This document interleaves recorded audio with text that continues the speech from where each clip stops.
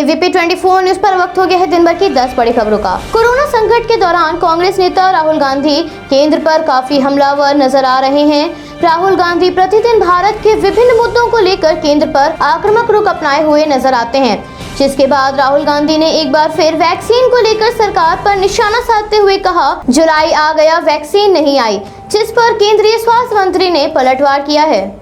राहुल गांधी के इसके बाद एक बयानबाजी का सिलसिला शुरू हो गया। इस कड़ी में केंद्रीय स्वास्थ्य मंत्री डॉक्टर हर्षवर्धन और केंद्रीय रेल मंत्री पीयूष गोयल ने राहुल पर पलटवार किया है। रेल मंत्री पीयूष गोयल ने राहुल को ओछी राजनीति नहीं करने की नसीहत दी है। केंद्रीय रेल मंत्री पीयूष गोयल ने कहा, वैक्सीन की 12 करोड़ डोज जुलाई महीने में उपलब्ध होगी, जो कि निजी अस्पतालों की डिमांड से अलग है। राज्यों को 15 दिन पहले ही आपूर्ति के बारे में सूचना दी जा चुकी है। राहुल गांधी को समझना चाहिए कि कोरोना से लड़ाई में गंभीरता के बजाय इस समय ओछी राजनीति का प्रदर्शन उचित नहीं है। बता दें कि मामला कुछ इस प्रकार है कि सरकार द्वारा दिए गए एक बयान में कहा गया था कि जुलाई में देश के अधिकांश हिस्सों में टीकाकरण अभियान पूरा हो जाएगा, लेकिन अभी तक देश की कुल आबादी का 1/3 हिस्सा ही वैक्सीनेट हो पाया। ऐसे में विपक्षी दल द्वारा लगातार केंद्र पर सवाल उठाए जा रहे हैं।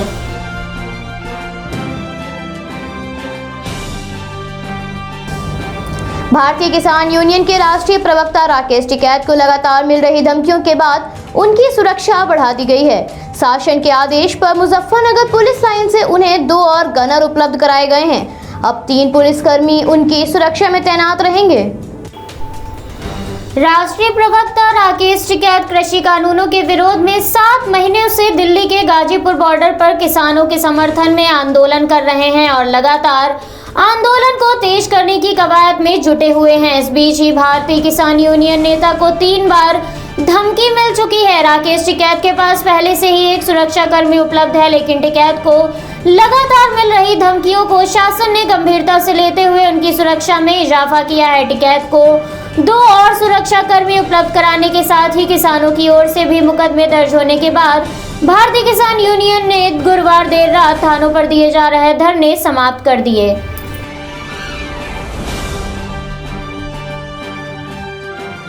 देश में कोरोना की दूसरी लहर का असर धीमा हो गया है, मगर संक्रमण के तीसरी लहर के साथ ही डेल्टा प्लस वेरिएंट की दस्तक को लेकर विशेषज्ञों की चिंता बढ़ गई है। वहीं एम्स नई दिल्ली के निदेशक डॉक्टर रणदीप गुलेरिया ने कहा, यदि हम सावधानी बरतें और कोविड-19 प्रोटोकॉल्स का पालन करें तो शायद तीसरी लहर ना आए। रणदीप गुलेरिया ने डेल्टा प्लस वेरिएंट को लेकर चिंता व्यक्त करते हुए कहा, पर्याप्त आंकड़ा नहीं होने के कारण इस बात का पता लगाना मुश्किल है कि ये संक्रमण कितना घातक और संक्रामक है। डॉक्टर गुलेरिया ने कोरोना संक्रमण से फ्रंट लाइन में खड़े होकर जंग लड़ने वाले डॉक्टरों और चिकित्सा कर्मियों को भी याद किया, जिन्होंने दूसरों का जीवन बचाने के लिए अपनी जान दे दी। जिसके बाद रणदीप गुलेरिया ने कहा, डॉक्टर पिछले 1 साल से महामारी से लड़ रहे हैं, हमें उनके काम की सराहना करनी होगी। हमें अपने स्तर से भी कोशिश करनी होगी जिससे संक्रमण के मामले ना बढ़ें और हर कोई महामारी के दौर में सुरक्षित रहे।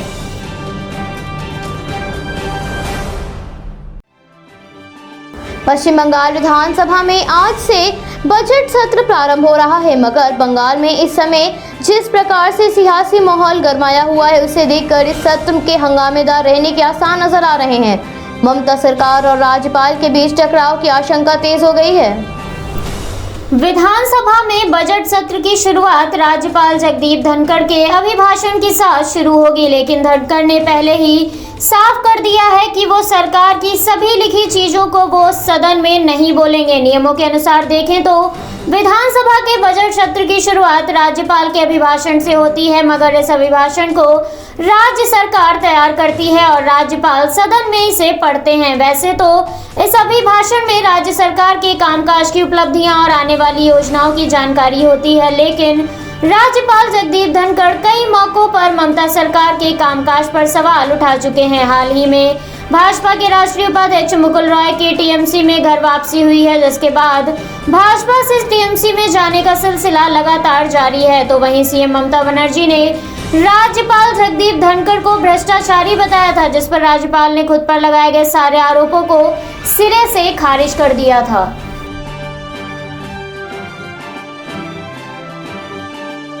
जम्मू कश्मीर में लगातार ड्रोन मिलने का सिलसिला जारी है। इसी क्रम में एक बार फिर जम्मू के संभाग के अनरिया सेक्टर में सीमा पार से एक ड्रोन ने घुसने की कोशिश की। इस दौरान मुस्तैद बीएसएफ के जवानों ने ड्रोन को मार गिराने के लिए करीब 20 से 25 राउंड फायरिंग की, जिसके बाद जवानों द्वारा की गई कार्रवाई को देखते हुए ड्रोन वापस चला गया।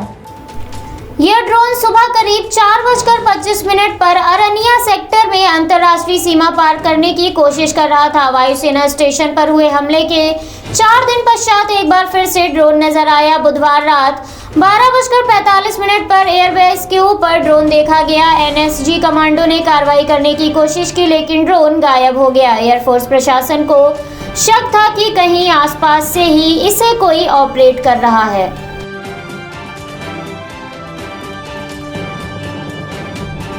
भारतीय सेना को आज स्वदेशी रूप से विकसित 12 शॉर्ट स्पैन ब्रिजिंग सिस्टम्स मिल गया है। इसका मतलब है कि अब पाकिस्तान के साथ पश्चिमी सीमाओं पर ऑपरेशन के लिए सेना को स्वदेशी पुल मिलने की बड़ी राहत मिलेगी।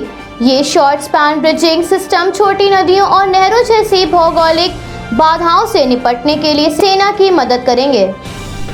10-10 मीटर के ये 12 ब्रिजिंग सिस्टम यानी छोटा पुल पाकिस्तान के साथ सटी पश्चिमी सीमाओं पर संचालन के लिए उपयोग में लाया जाएगा। 12 शॉर्ट स्पैन ब्रिजिंग सिस्टम मिलने के दौरान डीआरडीओ प्रमुख डॉक्टर जी सतीश रेड्डी और सेना प्रमुख एमएम नरवाने भी मौजूद रहे। डीआरडीओ और एलएनटी द्वारा इस सिस्टम को डिजाइन किया गया है। इस कार्यक्रम के दौरान डीआरडीओ प्रमुख डॉक्टर जी सतीश रेड्डी ने कहा, हमने ये प्रणाली विकसित की थी, फिलहाल कोलार में इसका ट्रायल चल रहा है।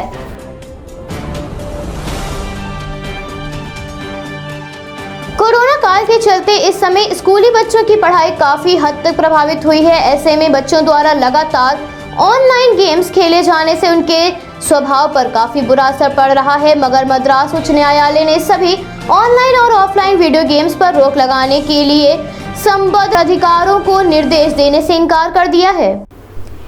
पीठ ने इस मुद्दे पर कहा, हमें इसमें कोई शक नहीं है कि बच्चे और युवा इन दिनों अपने फोन और लैपटॉप के आदी हो गए हैं और बच्चों की पूरी दुनिया इन्हीं इलेक्ट्रॉनिक गैजेट्स के इर्द गिर्द घूमती नजर आती है। लेकिन अदालतें फिलहाल ऐसा कोई प्रतिबंध आदेश पारित नहीं कर सकती। एक जनहित याचिका पर फैसला करते हुए कोर्ट ने कहा, यह नीतिगत मामला है जिस पर राज्य या केंद्र में सरकारों को गौर करना होगा।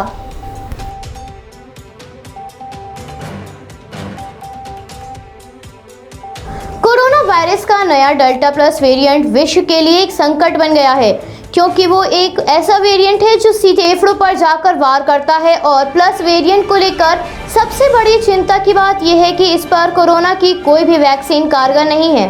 डेल्टा प्लस वेरिएंट के बढ़ रहे प्रकोप और कोई वैक्सीन न होने के बीच एक राहत भरी खबर सामने आई है। जॉनसन एंड जॉनसन कंपनी ने दावा किया है कि उनकी वैक्सीन डेल्टा प्लस वेरिएंट के खिलाफ कारगर है और उसे बेअसर करने में सक्षम है। कंपनी के दावे के अनुसार उनकी वैक्सीन की सिंगल डोज कोरोना के असर को कम करने में सक्षम है और कोरोना वायरस के इस वेरिएंट और दूसरे वेरिएंट्स के खिलाफ भी मजबूती से लड़ती है।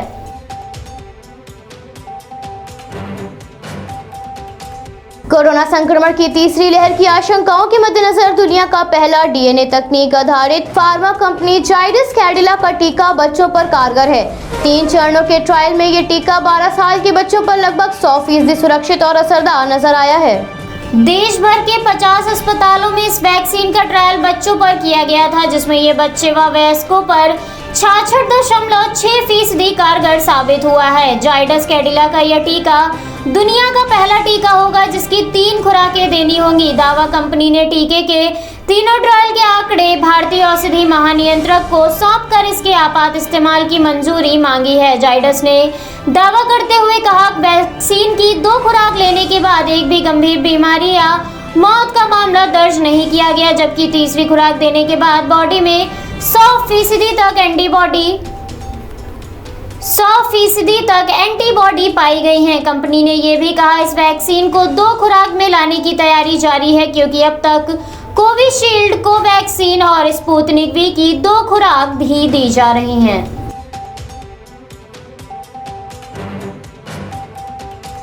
देश में कोरोना संक्रमण के मामलों में एक बार फिर वृद्धि दर्ज की गई है। पिछले 24 घंटों में कोरोना के 46,617 नए मरीज सामने आए हैं। इस दौरान 853 लोगों की महामारी के चलते जान चली गई है। प्रतिदिन मामलों में गिरावट दर्ज की जा रही है। वहीं 59,384 लोगों ने महामारी को मात दी है और स्वस्थ होकर अपने घर जा चुके हैं। मगर डेल्टा प्लस वेरिएंट के कारण स्थिति एक बार फिर से चिंताजनक हो गई है। केंद्रीय स्वास्थ्य मंत्रालय से प्राप्त जानकारी के अनुसार भारत में फिलहाल 5,09,637 एक्टिव केसेस हैं। संक्रमण से ग्रस्त होने वाले लोगों की संख्या 3,04,58,251 के पार है। 2,95,48,302 लोग स्वस्थ हो चुके हैं। 4,03,12 लोग की इस महामारी के कारण मौत हो गई है। अब तक 34,76,232 लोगों का टीकाकरण किया जा चुका है।